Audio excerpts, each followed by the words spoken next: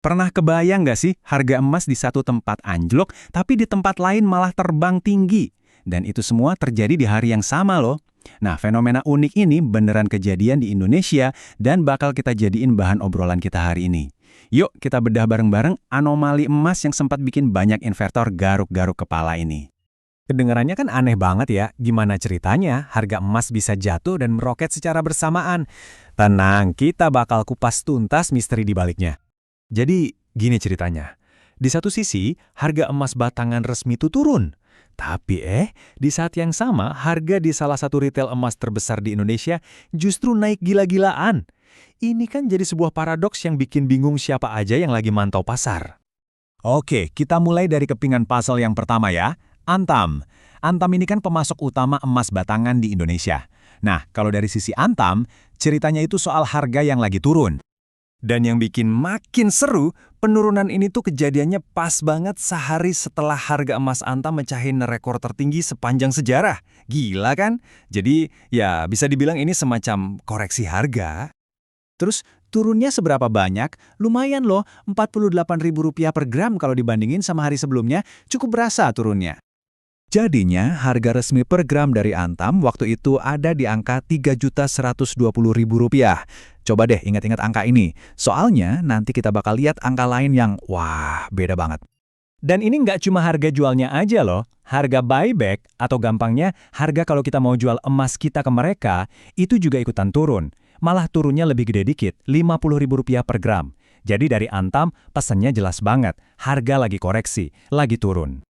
Nah, sekarang kita lihat sisi koin yang satunya. Siap-siap ya, karena di sini ceritanya jadi aneh. Kita ngomongin Pegadaian nih. Di sana ceritanya beda total, bener-bener kebalikannya. Coba deh, lupain dulu soal harga Antam yang turun tadi. Karena di Pegadaian, dua produk emas yang paling laku, yaitu Galeri 24 dan UBS, harganya malah terbang ke langit. Lihat ya angkanya, nggak main-main. Harga emas Galeri 24 naik Rp192.000 per gram. Cuma dalam sehari. Ini bukan naik lagi namanya. Ini lonjakan super drastis. Yang UBS juga sama aja gilanya. Harganya ikut-ikutan naik Rp139.000 per gram. Jadi, kebayang kan? Di saat yang sama Antam harganya turun, di Pegadaian malah naik tajam banget. Nah, ini kan yang jadi pertanyaan besarnya. Kok bisa gitu? Kenapa harganya bisa beda banget di hari yang sama? Oke, saatnya kita bongkar rahasianya. Oke, coba kita jajarin deh datanya, biar kelihatan jelas. Antam turun 48.000. Pegadaian, produknya malah ada yang naik sampai 192.000. Kalau lihat angkanya sebelahan gini, baru deh kerasa. Aneh banget kan situasinya? Jawabannya ternyata ada di satu konsep ekonomi yang namanya market lag, atau ya gampangnya keterlambatan pasar. Biar gampang, bayangin aja kayak gema di lembah. Ada suara aslinya, terus ada jeda sedikit, baru kita dengar pantulannya kan? Nah, kurang lebih kayak gitu cara kerjanya. Nah, ini dia nih kuncinya. Antam itu kan pasar primer, jadi dia langsung bereaksi begitu ada perubahan harga global. Cepet banget.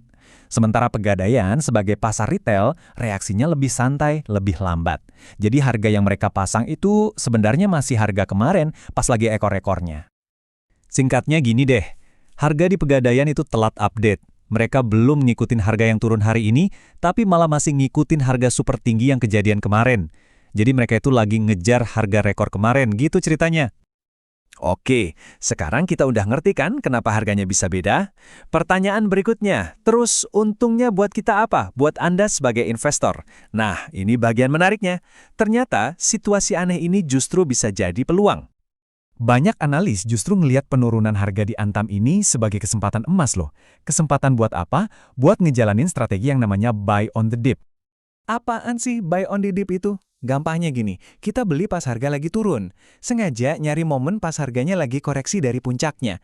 Idenya ya buat dapat harga miring lah, sebelum nanti harganya mungkin naik lagi. Jadi apa aja nih yang bisa kita pelajarin dari sini? Pertama, anomali harga itu nyata dan bisa banget terjadi. Kedua, pasar primer kayak Antam itu geraknya cepat. Ketiga, pasar retail kayak Pegadaian itu ada jeda waktunya, ada lag-nya.